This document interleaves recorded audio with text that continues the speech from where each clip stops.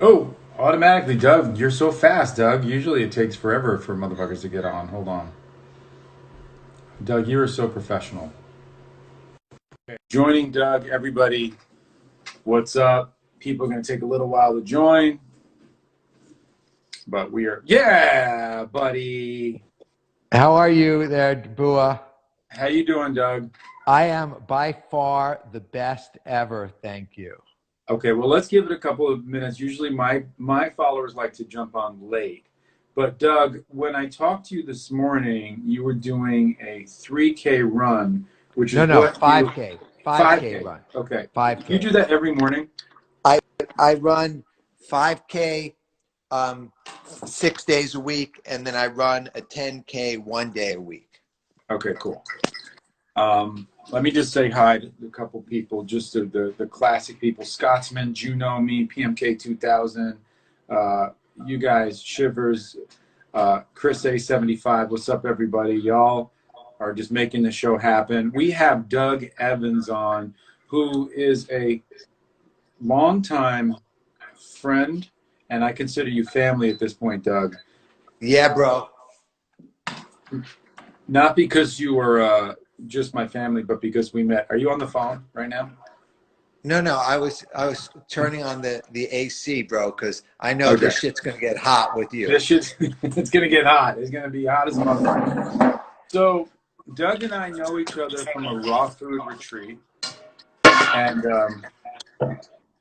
when all the sound and clanging goes away. What's up, Josh? Greg 36. Okay. We have silence. Are you hearing an echo? I don't hear anything now. Everything's good, right? Yeah, everything's cool. I got the headset on standby, but I just thought I'd be mobile. Okay. So Doug and I know each other from uh, way back in the day from a raw food retreat, and it's funny because Doug and I really, and we are getting an echo, Doug. So you want to put in your headset? Yeah, I'll put Sorry, that guys. shit I'm gonna in. tell you the story as soon as Doug gets his shit together. Jesus Christ. Dude, you should have fucking done a sound check. Sound check on these things. Uh, Okay, sound check. Sound check. hey, can you guys? Do you guys hear this? Is better? Okay, this is chaos right now. I love it. What's up, Morgan from Toronto? Okay, guys. So Doug and I know each other from a raw food retreat. I was eating Kentucky Fried Chicken, but Doug was already on a path. Doug is from New York City. Actually, uh, went to my high school a couple of years before me in high school music and performing arts. You went on the when it was on 137th Street and Common Avenue when it was rough. Yeah, that's when I had to do some running to and from the subway station to the school. Yeah. Uh, you, Doug has look. Doug and I. Let's put it this way, without going into the past. Doug and I lived very similar, parallel experiences growing up in New York City, and Doug and I both wound up to do completely different things in our lives. Doug has done many ventures that have been quite successful, and the most important thing is right now, Doug is doing something that is so beyond important for everybody, like just what he's doing with health and wellness is another level. And Doug, you're an innovator. You've always been an innovator. You're not just a smart guy. What always blows my mind about you is you kind of have this rabbinic, Hasidic energy of you're just smart. You're able to retain information at the highest level, but you're a critical thinker. You're not just regurgitating it. Not saying that the Orthodox Jews are davening and regurgitating, but you're a critical thinker. And so now you've thought your way into a new world, which is the world of sprouts, which could really save the planet. And I want you to talk about that a little bit. Yeah, look, I grew up eating street food, processed food, fast food. Like that was my shit. Can you hear me clearly? 100%. Okay. So, I mean, I still remember what my last meal was at McDonald's, which was a nine-piece chicken McNugget, double quarter pounder with cheese, large fry. You writing that down so you can order it? Yes. Lo- Yes. yeah, large fries, vanilla shake, large Coke, and then an apple pie for dessert. right? And if they had the sundae, I would eat that too. So, like, that was my world. But then my mom died of cancer. My aunt got diabetes and they chopped off both of her feet below the ankles. Then my uncle got heart disease. My father got heart disease and died. My other uncle died. My aunt had IBS, which I didn't even know what the shit was, but she was always in the can. And like then my brother had the first of three strokes and a heart attack, and then diabetes, atrial fibrillation, etc. So I thought like my world was genetically cursed, and I just didn't know any better. But that's when, they say when the student is ready, the teacher will come. That night, when I had this like awakening, I ran into my first vegan friend, Denise Mari, in a nightclub in New York City at 2 a.m. And, rather than like hitting on her and stepping to her, I was more concerned with the information that she had to share and bestow upon me. And then within a 2 week period, I went from eating like cooked food, processed food, junk food, meat, dairy, and animal products to vegetarian, vegan, and then raw vegan. And I did that journey for 17 years. I was raw vegan. And the last 4 years, as my awareness shifted from just focused on super abundant health, and like I stand by, like raw foods, living foods are probably the healthiest, but I'm more open to having some whole food, plant based, with little to no salt, oil, and sugar. And because my focus is more on now the environment and compassionate living than just focused on my own like physical well being. So, Doug, you say that, and before you get into what you're doing, that kind of when I've been listening to you talk on different podcasts and such. What blew my mind is you don't do any oil. I do so much olive oil. I'm like drowning and burying on the olive oil. Can you Yeah. tell me why you don't do uh, any oils? I think that oil is basically a junk food, that you're stripping away the fiber, you're stripping away a lot of nutrients, and you're leaving just the fat behind. So I'm all for fat, but I want the fat. Like I'd rather eat olives than Mm-hmm. olive oil. I'd rather eat avocado than avocado oil. I'd Mm-hmm. rather eat nuts or nut butter, than an extracted processed oil. I think oils can go rancid very quickly. I think oils can just create all sorts of health challenges. And if you think about like 1 tablespoon of olive oil, is really like 15 or 20 olives. And if you're going to eat that, you'll get a complete micronutrient package. But if you just get the oil itself, I'm not a fan of that. I stopped doing. I loved oil. Like oil releases serotonin and dopamine in the brain. It's a good fat, but you can get too much. Okay, I think I do too much oil. But what is that philosophically? Where's that from? Is that like an Ayurvedic thing, or is that just I mean, I think that when I read the book by Dr. Doug Lisle and Dr. Alan Goldhammer called The Pleasure Trap, their philosophy, and they run the True North clinic up in Santa Rosa, Northern California, where they do water fasting. mm, And I read some of their literature on water fasting, and they've been doing it for 30 years. I've gone there, I've done fasts, I sent my bro there, and their whole thing is whole food, plant based, no salt, oil, or sugar. And yeah? I mean, you know, sugar destroys you, but yeah. So I want to be like, if it were up to me, I'd be all raw living food sproutarian, right? But because I'm living in the real world and my girlfriend likes to cook and she knows the standards, I will have some cooked vegan food and she will use, sparse amounts of oil in it, but like no drenching, none in smoothies, nothing extra. Can you It's repeat the true. name of the clinic? Lillian Canton B Yeah, wants to know the name of the clinic. True North, True North Clinic in Santa Rosa. Alan Goldhammer, and love them. High integrity. I interviewed Dr. Alan Goldhammer for my book, the Sprout book. Okay, so let's get into, well, first of all, before we get into what you're doing now with Sprouts, can you just walk me through what are you eating breakfast, lunch, and dinner? Are you intermittent fasting? Are you doing, are you, what are you doing from like the second you get up to the second you go to sleep? From the second I get up, I drink water, right? I drink water until noon.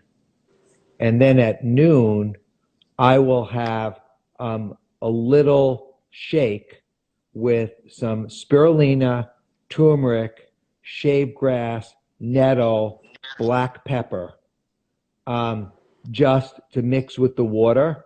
And I'll drink like a liter, 2 liters of water over the course of the hour. And that's how I'm breaking my fast.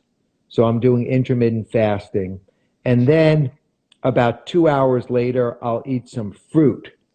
So I'll have some fruit around 2 o'clock, 3 o'clock. Right now, I'm growing. I've got mulberry trees on my land. So You got the red ones or the yellow? I've got the dark purple ones, rich with Damn. anthocyanidins, like rich mineral things, and I get like tree ripened mulberries. So I'll eat like as many as are ripe. And then a couple hours later, around 4 o'clock, I'll start eating sprouts. So I'll eat Nice. probably 8 ounces of broccoli sprouts that I grow. And then I'll have um, some sunflower sprouts and some chia sprouts. And then like if I have a good pound of sprouts between 4 and Hmm. 5 p.m., I feel like I'm golden for the day. And then, Oh, wow. my lady, will make a dinner, and, we're in quarantine here. So she'll just make some vegetables or like a dal or something, delish. And then I like dates. Like I still have a sweet tooth and we have local dates. If I look out my window, I got a medjool date tree right out my window here. Majul date's the best. Uh, Hey, Doug, do you have your notifications are all turned off, right? Everything's off because you're coming in blurry at times. Yeah, it's the fucking desert, bro. Like, Okay. I Yeah. can I'll Okay. move Cool. to a closer place near the antenna. See if I Yeah. can do Try to that. go right under a 5G tower so that you could get all of your clarity, and then all of the hell shit you do just goes up to smoke. And that's the thing, right? Only do as much as you can possibly do, and there's just we're just living in a dirty world. Yeah, dude, like I hate like, my relationship with the phone is really, challenged because I love, the communication. I love that we're able to connect on this level. I love I'm able to share the message. And I really know that like I think in the warning signs and the testing that they did on cell phones, that the standard that they had was like in the Apple research, 15 minutes a day of the phone on the body. And they Yeah, still had nothing. like negative results, but when you only are holding the phone for 15 minutes a day. And I look at No, my I know. screen time and I'm like, yo, what am I doing? You're like, hey, at least you're eating sprouts, but you're right. It's true. It's like, yo, I'm doing what David Wolf's doing now. I feel like I'm turning into David Wolf, where I'm holding the phone with my phone holder stick like this. So now I've become David, where I'm like, I don't want to touch the phone anymore. And I'm like, I finally read the legal disclaimer on the phone, and I'm like, damn, like they're telling us the phone is toxic, and we're not even reading it. And we're like, ah, fuck it, who cares? And every kid doesn't care. But the reality is, if you're under 20 years old, you're 10 times more likely to get brain tumors if you start using the phone Yeah, early. It's a the shit bad is phone is a bad thing. it's really some serious shit, and I wouldn't just gloss over it. Like I wouldn't gloss over it. I wouldn't make it the focus of our communication today, but I wouldn't gloss over that shit either. Okay, so tell us today, Doug. And by the way, Doug, I ordered your book. I'd like to let you know that. Thank you, But bro. Thank of you. course, No uh, kickbacks, bro. No kickbacks. none. I don't want any. 10%. So I want to talk about what you're doing with Sprouts. What is your goal here? Because you seem to always have grandiose goals. You're not just like, I'm doing Sprouts to change myself, to da da da. You're doing Sprouts to change the planet. You're doing That's Sprouts right. to change the world. We are living in a crisis. The real crisis is going to be food supply. Food That's right. supplies are changing. Motherfuckers living in food deserts are everywhere. There's more people living in food deserts than not living in food deserts. Let's be real. And the people who don't live in food deserts can't afford to shop at Whole Foods, Lassen's, and Erewhon. The reality is people can't afford expensive stuff. So you're bringing something that is reasonable, economical, and super important. Tell us about that. Okay, so I grew up, as you know, in New York City. I spent 45 years in New York City, right? And then I spent 5 years in San Francisco and LA. And then after my last business got composted, I decided I wanted to be in nature. I wanted to simplify my life. I wanted to connect, on a deep cellular level. So I went to my first Burning Man. I did extensive silent meditation, and I had a vision that there were hot springs in the desert. And I envisioned like living on an oasis in the desert where I'd be off of the grid, the food grid, the water grid, and I'd be self-sustainable. And like that was my vision. And now, right, 2 years later, I'm living off the grid, on an oasis, etc. When I moved here, I went into culture shock, right? Because I'm living in a town with 600 people on 100 square miles. Now, in my office building in New York, we had 600 people on one floor of an office building. So now in 100 square miles, there's 600 people. So when I moved here, not only was I living in the desert, right? I was living in a food desert. The nearest Whole Foods was an hour and 15 minutes away. And being very kind of strict and dogmatic about my diet, rituals, and nutrients, it just felt like absurd to drive an hour and 15 minutes each way to go to Whole Foods multiple times a week and buying produce, and Amazon bought Whole Foods, so the even produce quality degraded, but we won't go there on that. But I can tell you systemically, by the time the produce gets to the supermarket, it's probably on the West Coast, it's a week old. On the East Coast, it's probably 2 weeks old.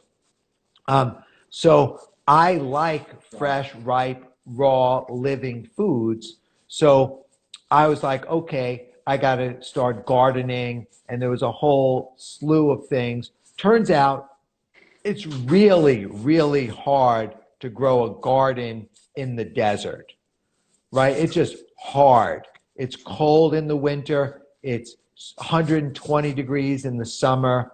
And so, like, without thinking much of it, right? It was almost automatic. I ordered some sprouting seeds. I took some mason jars, got some organic cheesecloth, and I started to sprout, right? The things that I knew about, the mung beans, the lentils, and the sunflower sprouts, like my go-to sprouts. And I'd been sprouting on and off for 25 years. So that was like my core set. within a month, I was consuming 50% of my calories, my nutrient, my consumption were sprouts. 50%. And Wow. I expanded from three varieties to like a dozen. And I'm favored with, attention deficit advantage. So I can be very compulsive. So I Uh-huh. started reading, researching. What are you pointing at, bro? Nothing. I'm just pinning one of these questions so that we can get to it after. Okay. Where they're So asking where the so seeds are from. Yeah. So I just started to expand from sprouting a few seeds to many seeds, and I started researching, and it was literally like a whole new world. I talked about in my book that for the first 14 years of my life, I was supposed to be wearing glasses, but I didn't want to wear them because I didn't want to be called Four Eyes, right? And the shame. But then when I put the glasses on, and I wore them, like things were like crystal clear. And it was like, whoa. It was like the first time doing psychedelics, mega dose of psilocybin. It was like, whoa. So when I started researching sprouts, I was like, no, no, this couldn't be true. So I'd find another research and I'd find another source and more research. And then I was like, oh my God, I got it. The future of this planet, it's all around sprouting. And Mm. so I started to journal, I started to write notes, I started to footnote, I started to, dig into scientific literature. And like just on broccoli sprouts alone, there's probably 1,500 white papers in top scientific journals around the chemoprotective properties of a compound called sulforaphane, which exists in the precursor in all cruciferous vegetables in the molecules called glucoraphanin, and it's in all cruciferous vegetables: broccoli, kale, cauliflower, bok choy, wasabi. All these cruciferous vegetables have this glucoraphanin. When you freeze it, you grind it, you release this enzyme, and that enzyme forms this molecule antioxidant called sulforaphane. And sulforaphane is the most potent, effective treatment, not cure, treatment for things like autism, cancer. It's like really powerful things. And so I just looked and said, wow, there's probably, if there's this about broccoli, what is it about lentils? What is it about mung beans? What is it about alfalfa? And so I got this idea. I never wrote anything. As you know, I cheated my way through high school, never went to college, but I went to New York and I pitched one of the largest publishers, St. Martin's Press, Macmillan, on the concept of writing a book called The Sprout Book. And they're like, oh, you want to write the Bible? I was like, no, this is not going to be a Bible. This is going to be an introductory primer to sprouting to wake people up. And in it, I'm going to do why to sprout. Oh, hold on, Doug. You keep going in and out. Okay. All right. Makabai says, Doug, you're such an inspiration. Oh, thank you. Okay, so here we go. So Perfect. yeah. I mean, I didn't Thanks want to for be that. right. I didn't want to be right underneath the Cisco router, but here I am. So so so I wrote this book, The Sprout Book, and I got Yes, Dr. Joel Furman to write the foreword. Right? I love I him. got I got Deepak Chopra to write me this testimonial because he felt like we were tapping in to the mysterious genius of plant intelligence in the sprout book. And so, you know, I made these beautiful recipes with the sprouts, but the goal was why to sprout, what to sprout, how to sprout, right? And then what to do with the sprouts, right? So that was the essence and the outline of the book. And I went to New York, and literally the publisher, I met with one publisher, and she was literally eating out of the palm of my hand. Like I brought recipes, I brought sprouts, and she's like, "Oh my God, these are so delicious. These are so great." And so I came back out here and I wrote the book. And the more I learned about sprouts, the more I realized I didn't know. So it was a constant, challenge of learning and growing and getting deeper into it. And the revelations that I had were so profound because one broccoli seed, if you plant it, will grow into a broccoli, vegetable as we know it. If you let that broccoli vegetable grow further, it'll flower and get a pod. And one broccoli seed will reproduce itself 600 times. So, and every broccoli seed literally contains within it everything that it needs to grow, except for water and love, for the first week of its life.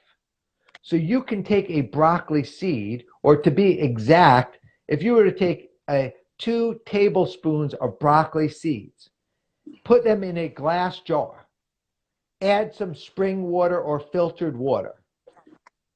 Within 1 week, you would have 6 cups of organic vegetables. Damn. That wouldn't just be like organic vegetables. They would have 20 to 50 to 100 times of the amount of sulforaphane of the mature broccoli. They would grow in volume 10x. So the little dry seed is actually a living organism, a living plant organism. But when given the environment of water and darkness and attention, it will germinate and then grow. And then this 1 cup of broccoli sprouts contains 60% of the daily requirement of vitamin C, right? Without any of the sugars, without any of the fortification. So I started to see the miracle of sprouting, and it clued in on this level that, like, you eat lentils, right? You eat lentils? Yeah. Okay. So when you take a lentil and you sprout it, you double the antioxidant levels, and you triple or quadruple the vitamin C in the lentil. Damn. Because it's growing. And is that because the sprout holds so much, because it needs to grow, it holds so much power and protein in it? Is that why? Because it's a baby, and that's why it's so nutritionally dense? I think what it is that the seed knows, in order to go from seed to plant, there's going to be a journey. It may be eaten by a bird. It may be eaten by some animal. It's going to go through the digestive tract, and then it's going to be pooped out, and then it's going to go into the soil. So it's like semen finding an egg. Yeah, I mean, the genius sperm. Semen is seed, right? But the way that the seed kind of works is it has an armored shell, right? The seed has an armored shell, but it's not to protect it forever. It's supposed to just disintegrate over time to allow the germination to occur. So I just got like really deep into like I'm already seeing your next fucking mega painting is going to be on the sacred geometry of the exponential growth of seeds into plants because it's Mm, that incredible. It's that fascinating. So when I learned that as the seed grows, all of a sudden it's growing in fiber, it's growing in micronutrients, it's growing in antioxidants. Because look, you're getting something like a broccoli seed is like a brown poppy seed. It's like that small. But a broccoli sprout in 1 week is like this, and it has hmm leaves on it, and those leaves are green. So that means they've gone through photosynthesis and absorbed chlorophyll. So there's all of these things that are happening in seeds, and it's living nutrition, and it's tender. Like if you were to go, chew on a big mature kale leaf, like hmm that insoluble fiber, like hmm most likely will go in and out without being broken down because the roughage, it's insoluble. The water soluble fiber will break down, will be absorbed, will feed the microbiome. But when you're eating a mm, sprout, everything is tender. Everything gets everything is like will break down. So you get the highest level of bioavailability of dietary fiber, which is the precursor to prebiotics, probiotics, living foods. So this notion that you can grow your own food with the most minimal amount of water, grown mm. locally and harvested fresh. Like, just think about that. I've been buying my seeds in 5 gallon buckets that have 18 to 35 pounds of seeds. Like literally a million seeds in a bucket for like $100, right? And that provides like a month or 2 months of food. Damn. And so when I did my podcast with Marianne Williamson, that's up live now on Spotify, iTunes, Stitcher, SoundCloud, we talked about poverty in America, right? There's 40 million people living in poverty in America, which means they're hmm not getting access to high quality nutrition. Well, one of the things that I learned, right, is that when you go to Starbucks and you spend $5 or $6 for a latte, you can make the same cup of coffee or tea at home, for 50 cents or less. Yep. But when you go to Air One or the farmers market or Whole Foods and you're buying a pack of Sprouts, you're paying $5, right? That's about 30 cents worth of seeds. So Mm, pretty much not everyone can afford a latte in Starbucks. Not everyone can afford to spend $5 on, a handful of seeds, but hmm sprouts. But everyone can afford to sprout. And basically what happened to me when I started to sprout was my energy went through the roof. My mm, memory increased, my sleep improved, and my mm, alignment with the universal forces of nature became harmonious. And then I felt literally invincible because I was now in flow with nature.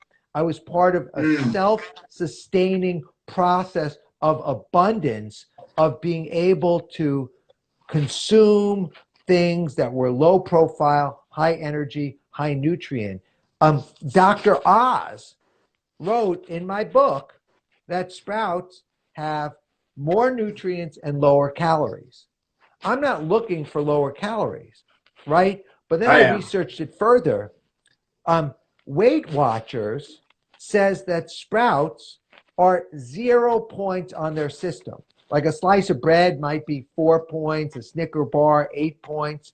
Sprouts, 0 points, which are saying you can eat as many sprouts as you want until you're not hungry or you're full. Um, Doug, I want to share something that Ken Fari says. listening to the show. He said he survived stage 4 colon cancer after surgery and chemo. He made it. He gave up sugar, fried foods. He eats meat sparingly, no liquor. His body has adapted and changed. And he also said, BUA, your connections and friend list is so diverse, eccentric, and enlightening. He just, first of all, basically saying that he loves what's going on right here, right now with you, Doug, because you're dropping so much knowledge. It's so easily digestible, ironically. But let me ask you a question, because you know me, I'm vegan. I eat pretty clean. I don't eat as clean as you, even not even close. And I don't feel good, because you could be a vegan and be very unhealthy. You could be a Right. taco eating, bread eating, rice eating, Oreo cookie. coffee, Oreo cookies vegan. You know what I'm saying? You could be that kind of vegan, which is, there are many motherfuckers like that. But what you're talking about is optimum nutrition. What I have an issue with sprouting, and I'm fortunate enough to have the money to go to Air One and buy all that stuff. But what I have an issue with is it feels like it's a painful process. Is there a simple, and I know it's not, you're going to say, no, it's not at all. Doug, I'm going to pin your, everybody needs to get the Sprout book, by the way. I'm going to pin it right now. Is there an easy way to sprout? Because it seems so daunting. Even though it might be simple, people are like, oh man, I don't want to buy the seed. Then I got, oh, this sounds crazy. Yeah. Look, I think BUA, relative to growing your own kale or growing your own broccoli, right? Sprouting is 1% of the effort at most of growing a real organic garden. So the idea that it's difficult is an irrational, belief. It is so simple. And look, do you know the parable Acres of Diamonds? No. You should read it. Russell Conwell wrote it, and he was a professor at Temple University. And the story is about a man who lived on a farm, and he dreamed about riches. He dreamed about wealth, and he ultimately sold the farm, traveled around the world looking for diamonds, looking for riches, and ultimately his end of his life was in despair, broke. He threw himself into the sea and committed suicide. Years later, the neighbor who bought his farm saw a stream, and in the stream observed something shiny, and it was a diamond. And he went closer and he found one diamond, two diamond, and it was the largest diamond find ever. And this whole life, this man lived on acres of diamonds, but he searched elsewhere. So what I want to say is that we are all have access to these seeds, these diamonds, right under our own. And right now, during this time of home sheltering, quarantine, right, social distancing, there is no better time, and no one has more time to basically get off their ass, get a jar, get some water, get some seeds, get some cheesecloth or a sock. I mean, in my book, I say there's one chapter I call Junkyard Sprouting, where you can basically sprout using anything. Oh, so precious. Hi there. So you could sprout using almost anything that you have in the kitchen. And I go about using unbleached paper towels, using cheesecloth, using trays, using bags, using socks, using mason jars. So it's so easy to sprout using anything that all you need to do is have the desire. And and that's it. I'm going to just tell you where to buy the seeds and get that over Yes, with. because everybody's asking, where do you buy the seeds? I'm going to write it down too. Go ahead.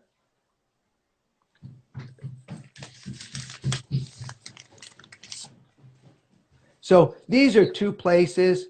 that I personally buy seeds from. And the fact is, the most important Oh, thing on the seeds is okay. Truly, I just got True Leaf Market, right? True Leaf Market. Yes, Sprout Man and True Leaf Market. Okay. And Sprout Man.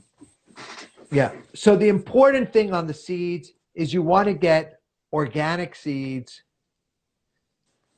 and and designed for sprouting. Okay. Cool. Sprout Man and True Leaf Market, designed Yeah. for sprouting.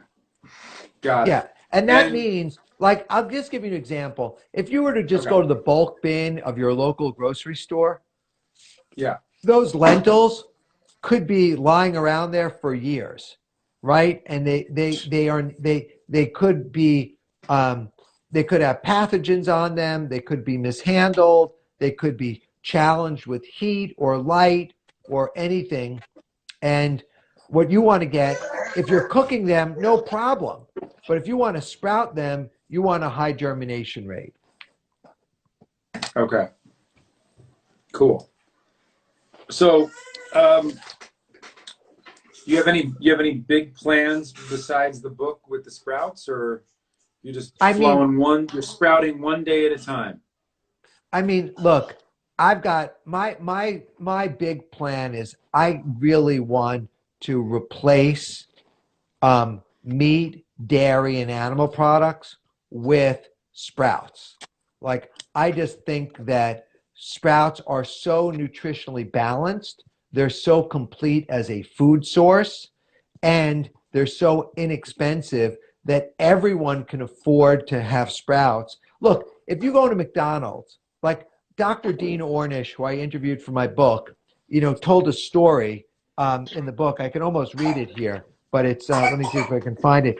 In his book, what he talks about was um, he interviewed, he was working for the McDonald's, and he wanted to put salads on the menu at McDonald's. But it turns out that here, oh, this is from the book. Back in 2000s, Dean Ornish worked with the CEO of McDonald's to put salads on the menu. McDonald's has millions of customers a day, and many of them live in food deserts where there are no grocery stores. The idea was that putting a healthy item on the menu would give people a choice. But what he didn't realize was that the salad would be priced at $5.99 and the burger was at 99 cents.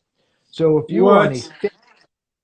if you were on a fixed income, you'd get more calories for your dollar by eating junk food, though of course it doesn't factor into the real cost of food in terms of subsequent health care. So sprouting could offer an affordable source of food to of produce in food deserts. So I think, like, what has to happen is, like, it's new, right? Sprouting is new, but it's not new. It's been around since the beginning of time. Every plant on the planet was a seed that was sprouted. So today, sprouts are, alfalfa sprouts on a salad or mung bean sprouts in miso soup. My mission is to make sprouts from being a garnish to the center plate. And I'm talking to athletes, to celebrities, to homeless people, to, like, politicians. I mean, I thought it was a long shot. Like, I'm swinging for the fences anyway. I thought it was a long shot that Marianne Williamson would do a COVID special on sprouting and interview me for it, right? But you don't know if you don't ask. And if you don't know, now you know. Sprouting is the shit. And everyone needs to just be tuned in, because you don't know how good you feel until you feel. And I didn't Right. know how good I would feel until I was sprouting. And now I'm at this whole new level, like, of my operating system has been upgraded for sprouting. Like I think And how much that more up? How much? Go ahead, Doug. no, you go No, ahead. I'm just wondering how much. How much? I don't know. Still, like during this time, how important it is to get off. Just the meat and the dairy for animal rights to health to environment is so deep. It's so important, and Sprout seems like such a great solution, especially with the protein, because you always say, well, that's great, but how do I get my protein? How do I get the protein? How do I get the protein? It's like, I don't Yeah. think there's much more protein than in sprouts. Yeah, I mean, look, the reality is like 1 cup of lentil sprouts, garbanzo sprouts, pea sprouts has on average of 7 grams of protein. And you can add, like, just think about it. Like, anyone who's watching your live is alive, right? And they're intelligent, right? So would you rather have like an extracted whey protein supplement in your smoothie? Or would you rather have like a cup of whole food plant-based sprouts that you grew that you know are fresh, you know that are alive, you know that are enzymatically active? So what I have very careful about is I don't want to tell people what to do or not to do, right? Because everyone has their own independence and sovereignty. What I want to do is I want to plant seeds of genius into their intelligence, into their mind, into their soul, into their heart, so they are inspired to explore something new. Like I want to invite them, maybe challenge them, as well as be an example. So this motherfucker Doug Evans is 53 years old, going on 54 years old. I never know tiredness. I never know fatigue. I never get sick. I'm clear and sharp. And so all I can do is be an example of the potential of what happens when you stop turning your body into a burial ground for a carcass of rotting, decaying flesh that's been injected with steroids, hormones, antibiotics, and processed, fortified junk food, right? So everyone's on their own journey. So the best thing that you can do is just show love. Just show love to people. Don't judge them. Invite them. Buy them sprouts. Give them sprouts. Hug them after social distancing is over, and just get on the sprout. The best thing to do is is for you and BUA, you're an abundant guy. Buy the book and send the book to 30 people, 50 people who you think would benefit from this. And if one person takes the bait, right, and they grow, you will have changed a life. And I am I may be able to come alive on a talk like this and part, but in general, I'm a very private, behind the scenes, person. But I am forcing myself every day. I'm doing a live or a podcast or a Zoom call to get this message out there, because this is what will build strong immune systems, will build strong fiber. We already know. I mean, people, if they haven't watched Game Changers yet, we've already proven that you can run marathons and triathlons and ultra marathons and do amazing. Look at Serena Williams, on the vegan diet. I mean, look at what you could do. So this is just making it accessible for people to have access to plants in their diet. Bro, I love you, man. I love your enthusiasm and your energy. And, I'm going to follow suit, and I'm going to go to True Leaf Market and Sprout Man or wherever, one of those, and I'm going to order it. I'm definitely intimidated by doing it, but not anymore. Yes, you like me, bro. We came up eating Mickey D's, KFC, all the acronyms. that were there. D&D, Dunkin' Donuts, as you know. We came up eating junk food. And it wasn't until I met Doug at a raw food retreat fucking 20 years ago or something at David Wolf's raw food retreat that I, like you, went cold turkey, fast food one day. The next day I was vegan. The next day I was raw. In 1 week, I transformed, and I was raw for 2 years. I never felt better in my life. Then went back to vegan with a high raw diet. But I believe you're right. Raw food is key. It's life force. It's energy. It's good enzymes. It makes you definitely clearer thinking, clearer acting. It makes me a better painter when I'm clean, when I'm eating clean, as opposed to just like, I mean, it's basic, physics. It's like, I'm tired. I don't want to work. Or I have energy. I can work.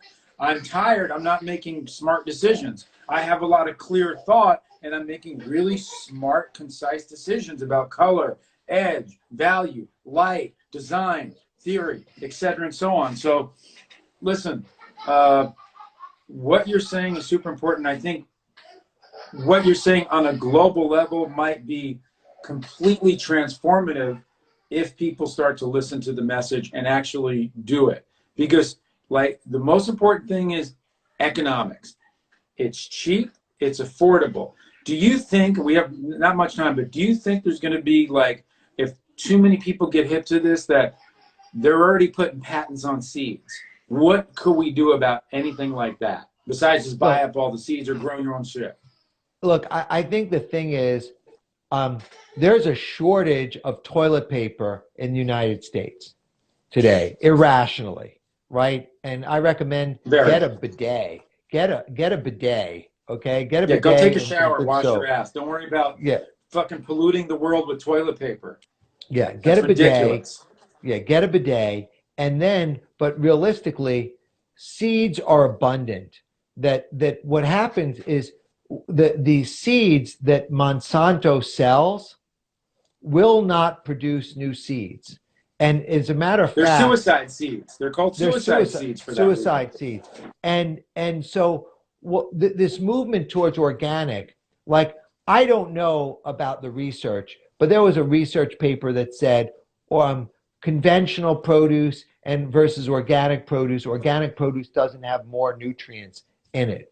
And they actually may be right, but what the organic produce does have is it is free and clear of pesticides, insecticides, herbicides, fungicides, things that are going to, like, literally obliterate your whole immune system with antibiotics things. And most people don't know how GMO crops work, but basically the GMO crops make the crops resistant to the effect of certain pesticides.